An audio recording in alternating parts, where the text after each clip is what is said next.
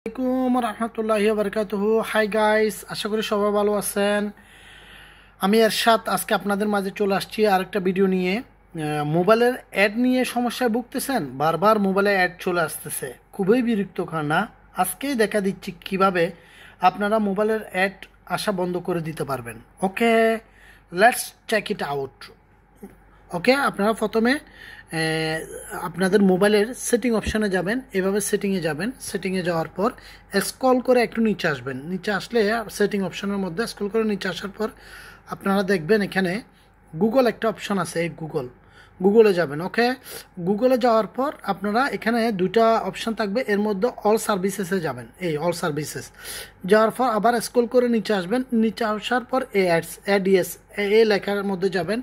যাওয়ার পর এখানে দেখতেছেন আপনারা রিসেট অ্যাডভার্টাইজিং আইডি, এটাতে যাবেন। এটাতে ক্লিক করছি ফার্স্টে, তারপর কনফার্ম করে দিবেন। এই ক্যান্সেল আর কনফার্ম, এই কনফার্ম করে দিলাম আমি। ওকে, এরপর আবার আসছে কি, এটা ডিলেট অ্যাডভার্টাইজিং আইডি, এটাতে দিবেন।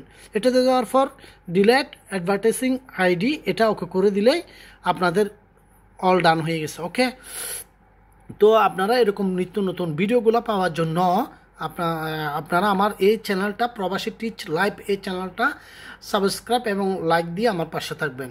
এই আশা রইল। আবার নতুন ভিডিওর জন্য একটু অপেক্ষা করেন, আমি আরও আপনাদের উপকার আসবো, এরকম ভিডিও নিয়ে চলে আসবো ইনশাল্লাহ। আসসালামু আলাইকুম।